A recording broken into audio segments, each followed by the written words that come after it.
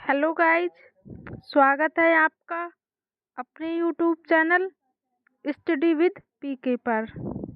आज हम डिस्कस करेंगे important topic care ANP CFTRI के बारे में, जो TGT, PGT, LT, GIC, net, JRF, BPSC, assistant professor सभी प्रतियोगी परीक्षाओं के लिए महत्वपूर्ण हैं।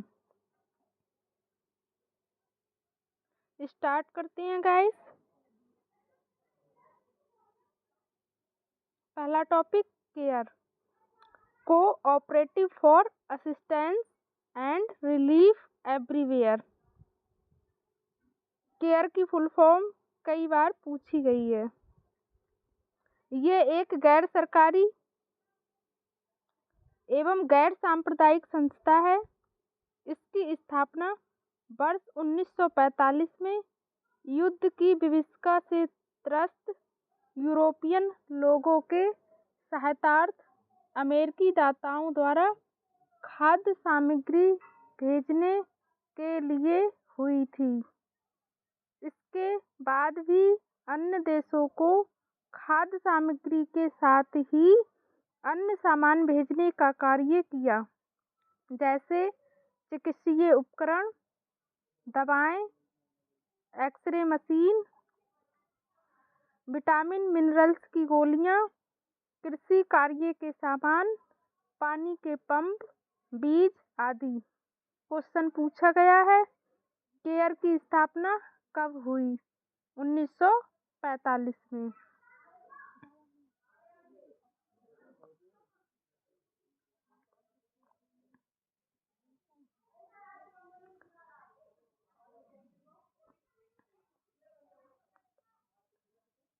भारत में केयर के कार्य।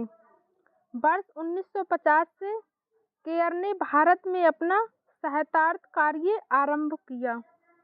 वर्ष 1961 से भारत के स्कूलों में मध्याह्न आहार योजना प्राथमिक स्कूलों के बच्चों के लिए प्रारंभ की गई।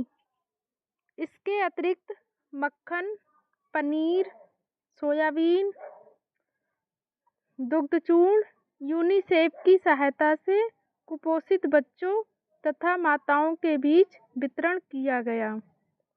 क्वेश्चन पूछा गया है, भारत में केयर ने अपना कार्य कब आरंभ किया?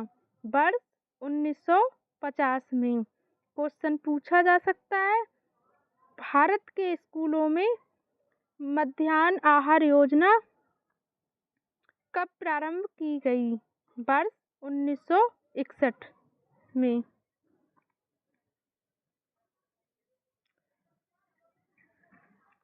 भारत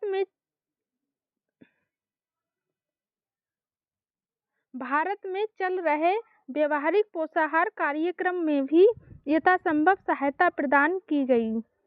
काम के बदले अनाज योजना के अंतर्गत कार्य करवाए गए। आहार योजना के अतिरिक्त इसने शिक्षा, चिकित्सा, व्यावसायिक प्रशिक्षण तथा कृषि के क्षेत्र में सहायता प्रदान की। चिकित्सा के क्षेत्र में एक्सरे मशीन, चिकित्सा वाहन, चश्मा के कांच एवं फ्रेम, परीक्षण उपकरण, दवाइयाँ, विटामिन की गोलियाँ, पुस्तकें आदि प्रदान किए गए। नेक्स्ट टॉपिक है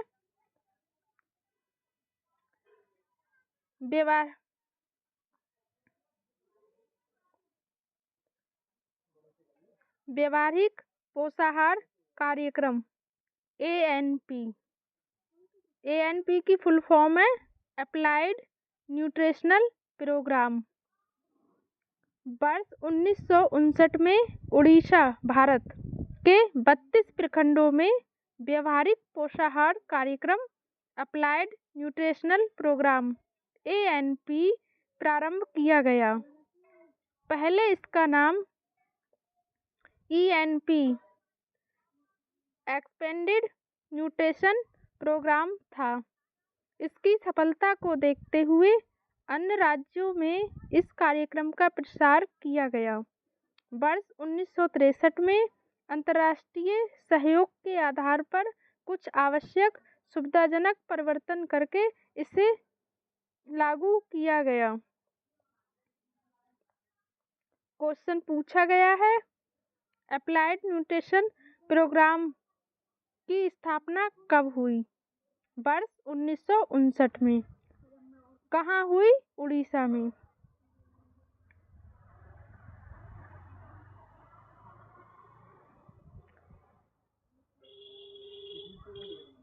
व्यवहारिक पोषाहार कार्यक्रम के उद्देश्य।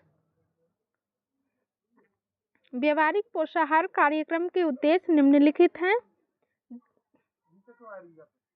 फर्स्ट कार्य है ग्रामीण लोगों के दैनिक आहार में अंडे, दूध, मछली का समावेश करके उसके पोषकीय स्तर में सुधार लाना, यानी कि ग्रामीण लोगों के दैनिक आहार में उनके पोषण स्तर में सुधार लाना।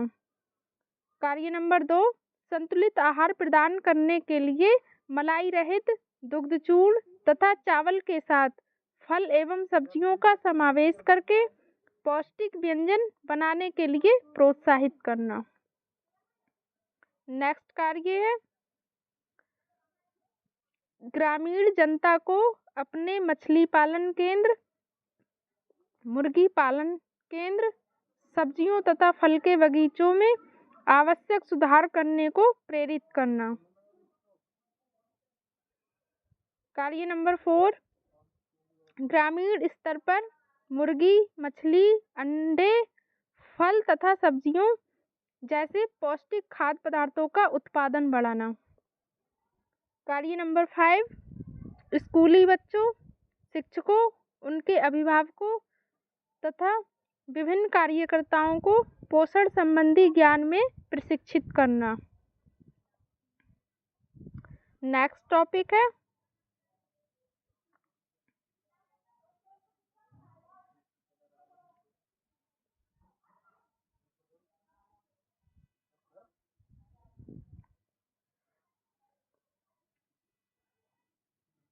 केंद्रीय आहार तकनीकी अनुसंधान संस्थान CFTRI, central food technological research institute.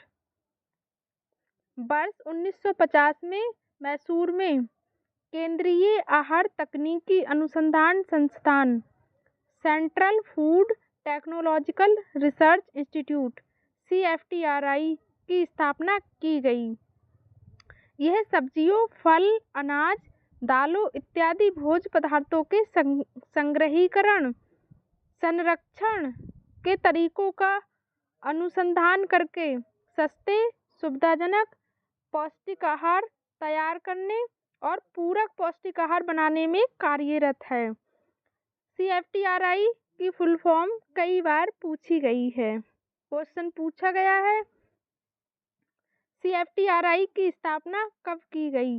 वर्ष 1950 में।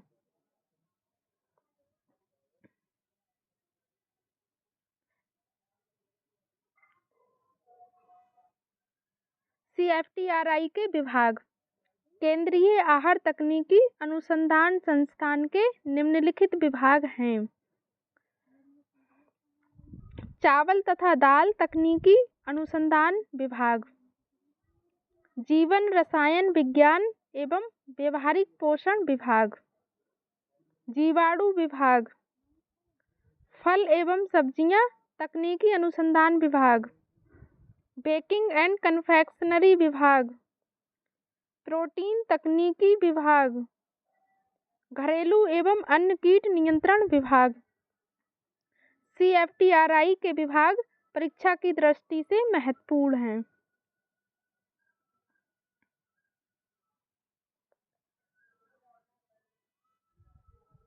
CFTRI के कार्य।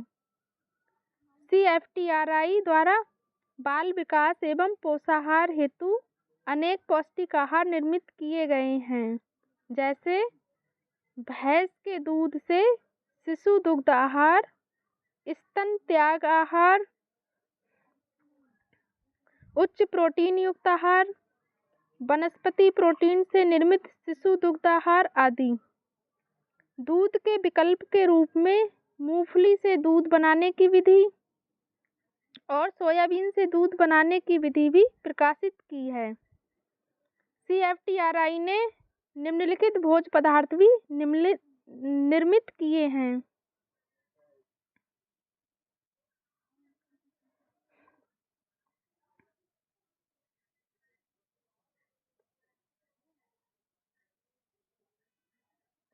भारतीय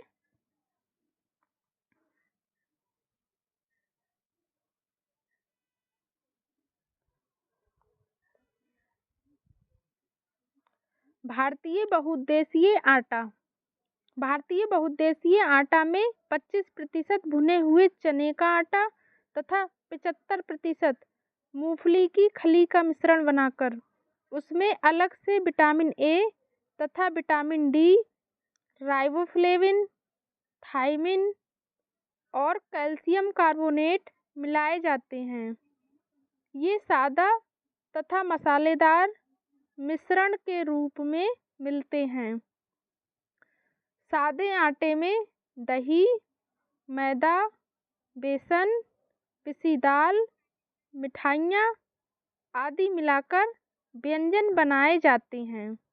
मसालेदार आटे नमकीन तथा मसालेदार व्यंजनों के साथ प्रयुक्त होते हैं। इसकी 25 ग्राम मात्रा प्रतिदिन लेने से 10 ग्राम प्रोटीन तथा विटामिन ए, कैल्शियम एवं राइबोफ्लेविन की दैनिक आवश्यकता की आधी मात्रा प्राप्त होती है।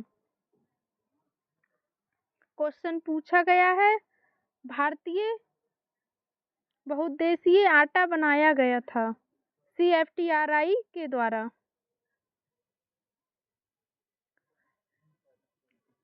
माल्ट आहार। माल्ट आहार में अनाज के माल्ट 40%, कम वसायुक्त मूंगफली का आटा 40% तथा भुने हुए चने का आटा 20% मिले होते हैं।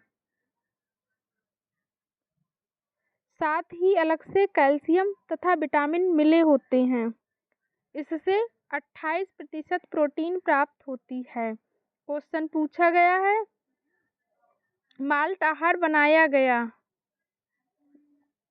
CFTRI के द्वारा। क्वेश्चन पूछा जा सकता है, माल्ट आहार से कितने प्रतिशत प्रोटीन प्राप्त होती है? 28%। बाल आहार। बाल आहार में कैल्शियम तथा विटामिन युक्त गेहूं का आटा 70%, भुने चने का आटा 10% तथा मूंगफली का आटा 20% होता है। इससे 20% प्रोटीन प्राप्त होती है। क्वेश्चन पूछा जा सकता है, बाल आहार तैयार किया गया था CFTRI के द्वारा। बाल आहार से कितने प्रतिशत प्रोटीन प्राप्त होती है? 20%। परीक्षा की दृष्टि से महत्वपूर्ण तथ्य हैं CFTRI